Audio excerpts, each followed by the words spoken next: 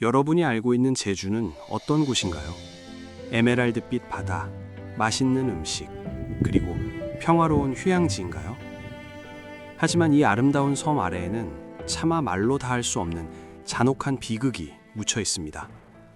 여기 한 할머니가 계십니다. 평생을 하얀 무명천으로 턱을 가리고 사셨던 고 진아영 할머니. 4.3 당시 경찰이 쏜 총탄에 턱을 잃고 평생 음식을 제대로 씹지도 말을 제대로 하지도 못한 채 숨죽여 살아야 했습니다. 할머니의 그 무명천은 제주가 70년 넘게 강제로 써야 했던 침묵의 마스크였습니다. 해안선 5km 밖으로 나가는 자는 무조건 총살하겠다. 단지 제주에 살고 있었다는 이유만으로 당시 제주 인구의 10%인 약 3만 명이 학살당했습니다. 아이들은 창에 찔려 죽고 부모는 자식 앞에서 총살당했습니다. 도대체 그날 제주에서는 무슨 일이 있었던 걸까요? 오늘 우리는 그 잔혹했던 7년 7개월의 기록을 열어보려 합니다. 비극의 시작은 1947년 3월 1일이었습니다. 해방 이후 제주는 6만여 명의 귀한 인구의 실직난과 생필품 부족, 가난과 기근, 콜레라 등으로 매우 힘든 시기를 보내고 있었습니다. 정치적으로도 좌익과 우익이 서로 치열하게 싸우던 중이었죠. 그러던 그날 3.1절 기념행사 도중 기마경찰의 말에 어린아이가 치이는 사고가 발생합니다.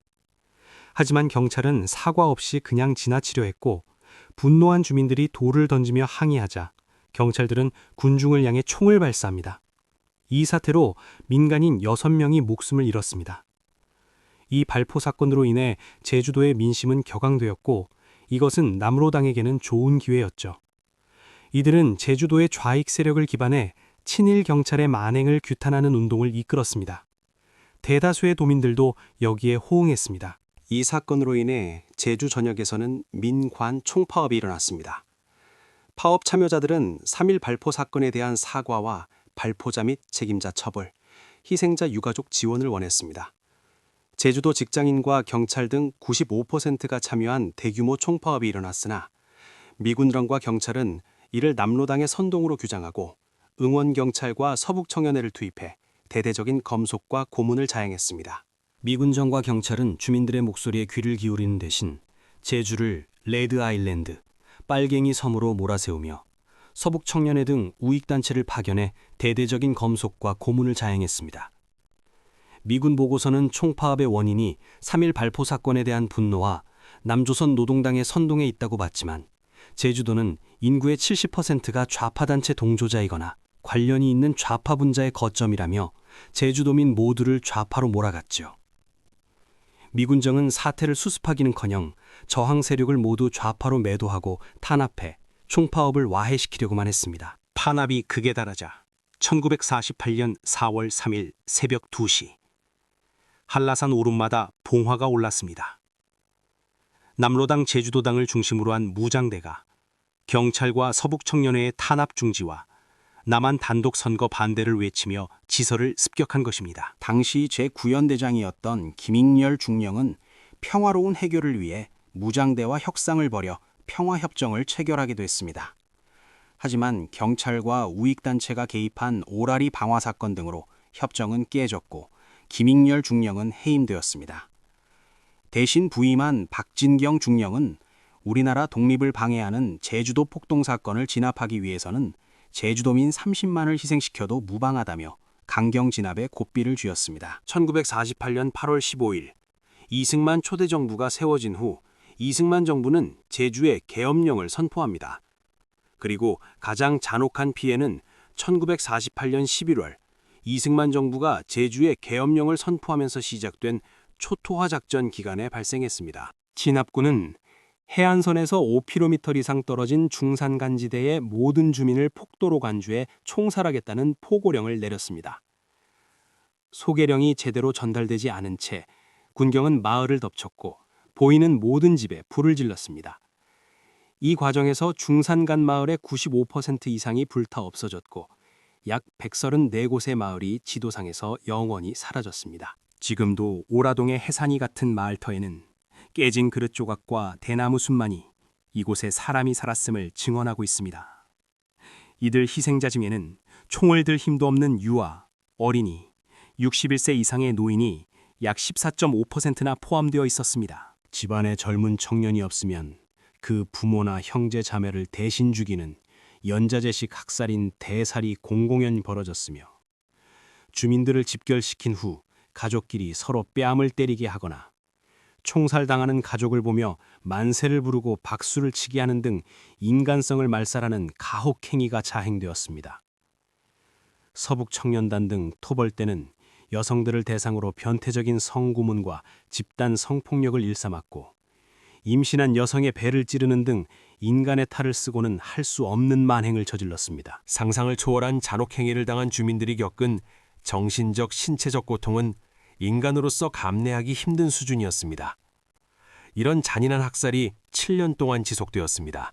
1954년 9월 21일 한라산 금족 지역이 개방되면서 공식적으로는 사건이 끝났습니다. 4.3 사건이 끝나기까지 7년 7개월이 걸렸죠. 사건 이후 역대 정권은 4.3을 북한 사주에 의한 공산폭동으로 규정했습니다.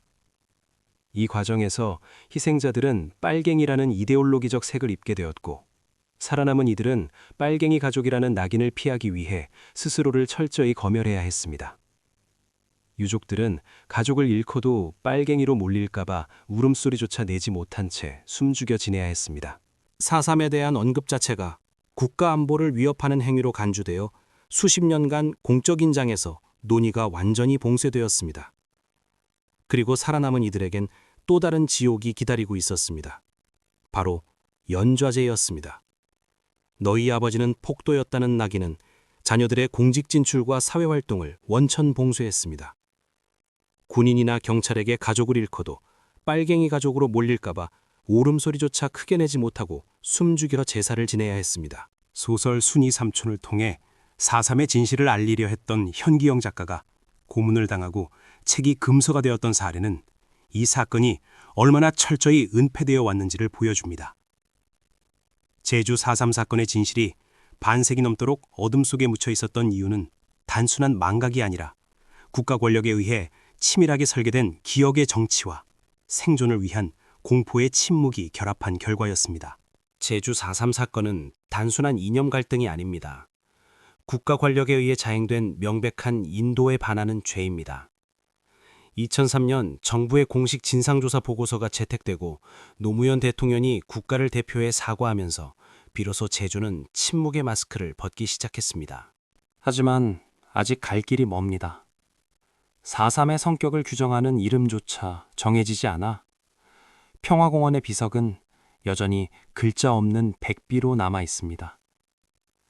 미국 국무부는 최근에서야 비극을 잊지 말아야 한다는 첫 입장을 내놓았지만 당시 미군정의 책임에 대한 구체적인 인정과 사과는 아직 충분하지 않습니다. 우리가 4.3을 기억해야 하는 이유는 단순히 과거를 슬퍼하기 위해서가 아닙니다. 다시는 국가의 이름으로 이 땅에서 무고한 생명이 희생되지 않도록 하기 위해서입니다. 제주도민들이 그 고통 속에서도 싹틔운 화해와 상생의 정신은 오늘날 우리에게 인권과 평화의 소중함을 가르쳐주고 있습니다. 올해 4월 3일 가슴에 작은 동백꽃 하나 달아보는 건 어떨까요? 그 붉은 꽃잎이 지지 않는 한 제주의 아픔은 우리 가슴 속에서 평화의 꽃으로 다시 피어날 것입니다. 시청해주셔서 감사합니다.